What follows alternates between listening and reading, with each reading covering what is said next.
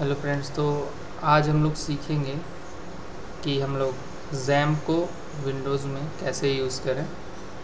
तो XAMPP के लिए मैंने सबसे पहले आपको बताया था कि में जाना है और क्रोम में जाके आपको डाउनलोड करना है XAMPP को। ठीक है, तो XAMPP को डाउनलोड करने के लिए आप सिंपली XAMPP डाउनलोड लिखोगे, यहाँ पर डाउनलोड XAMPP अपाचे फ्रेंड्स आता है।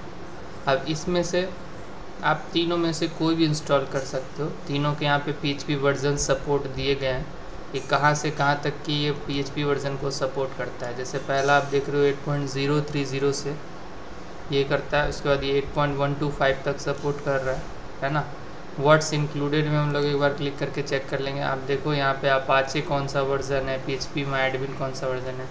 बाय द वे, मैंने आपको लास्ट टाइम XAMPP के बारे में बताया था, बट XAMPP के अंदर क्या क्या चीज़ें आती है वो मैं आपको एक बार डिस्क्राइब कर देता हूँ। मैंने बताया था आपको कि इसके साथ आपको अपाचे मिलता है, MariaDB ये डेटाबेस का ये मिलता है आपको, MariaDB का वर्जन, PHP का ये 8.0230 वर्जन सपोर्ट मिलता है और ये PHP MyAdmin मिलता है। बेसिकली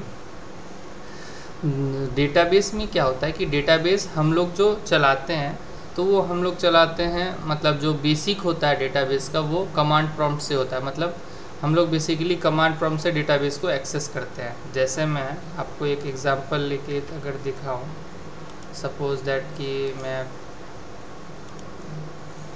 आपको एक ये दिखाता हूं कि हम लोग यहाँ पे अगर MySQL ऐसे लिख के टाइप करते हैं तो ये हमें बेसिकली MySQL में रख देता है। अभी ये एक्सेस डिनाइड बता रहा है क्योंकि हमारा MySQL जो है वो पोर्ट अभी वो चालू नहीं है। लेकिन जैसे ही हम इसको पासवर्ड देंगे,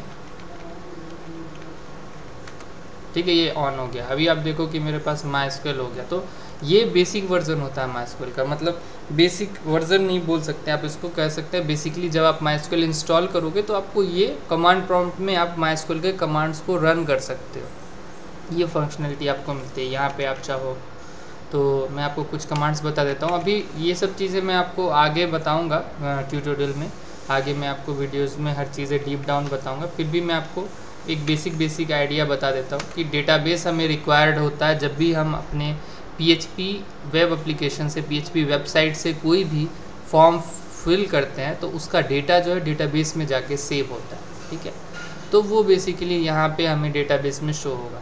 ठीक है, तो MySQL में जैसे मैंने 100 डेटाबेसेस करके कमांड रन किया तो इसने मुझे लिस्ट ऑफ जो है डेटाबेस बता के दे दिया कि हाँ ये इतने डेटाबेस आपके पास है। अब सपोज दैट मुझे इनमें से कोई एक डेटाबेस यूज़ करना है, suppose that use Rishu database use करना है, तो मैं लिखूँगा यूज़ रिशू।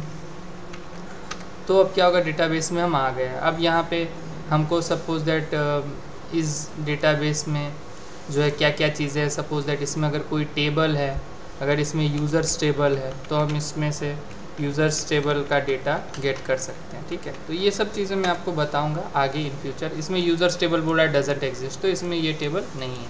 तो ये सब चीज़ें मैं आपको बता दूंगा, इसके लिए आपको वरी नहीं करनी है, ये जस्ट मैं आपको बता रहा था। तो PHP MyAdmin क्या करता है बेसिकली कि हमारा PHP MyAdmin हमें वो कैपेबिलिटी देता है ताकि हम उसको प्रॉपरली देख सकें, उसके मतलब UI को देख सके। जो डेटाबेस अभी हम लोग यूज़ कर रहे थे वो कमांड प्रॉम्प्ट में यूज़ कर रहे थे, तो यहाँ पे हम कमांड डाल रहे हैं और हमें वो कमांड प्रॉम्प्ट में ही हमें आउटपुट दे रहा है कि हाँ आपके पास ये डेटाबेस है, आपके पास इतने टेबल्स हैं।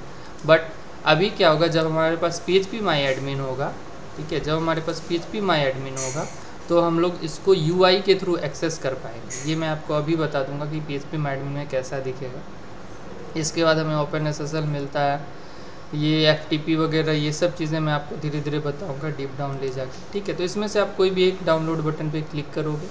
डाउनलोड बटन पे क्लिक करने के बाद ये कुछ यहाँ पे डाउनलोड होके आएगा। ठीक है, ये देखिए डाउनलोडिंग स्टार्ट हो गई है, Windows X64 बोल के ऐसे इंस्टॉल होगा। तो अभी के लिए मैं इसको स्टॉप कर देता हूँ क्योंकि मेरे पास ये ऑलरेडी है। अभी मैं आपको दिखाता हूँ ये फाइल जो है, आपको यहाँ पे आप आओगे सॉफ्टवेयर में तो बेसिकली ये आपको ऐसा दिखेगा, XAMPP Windows X64। ये इंस्टॉलर होता है, इस पर आप जब डबल क्लिक करोगे तो ये बेसिकली आपको एक खुल के आएगा। यहाँ पे आप यस करोगे, फिर वो इंस्टॉलर के कुछ स्टेप्स बोलेगा आपको, बस यस यस करते जाना और बेसिकली आपके पास जैम्प इंस्टॉल हो जाएगा। और जब जैम्प इंस्टॉल होगा तो उसका कंट्रोल पैनल कुछ ऐसा दिखेगा, मैं आपको बता देता हूँ।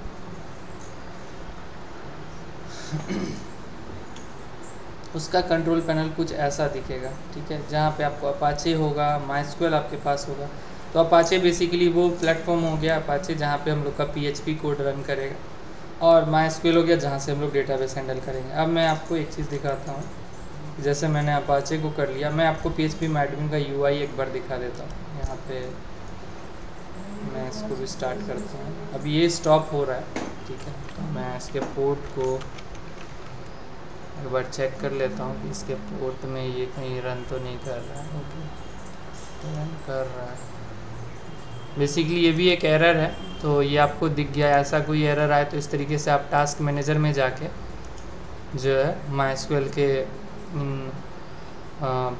फंक्शंस को बंद कर देंगे, स्टॉप करेंगे प्रोसेस को, उसके बाद दोबारा से स्टार्ट करेंगे तो ये रन हो जाएगा।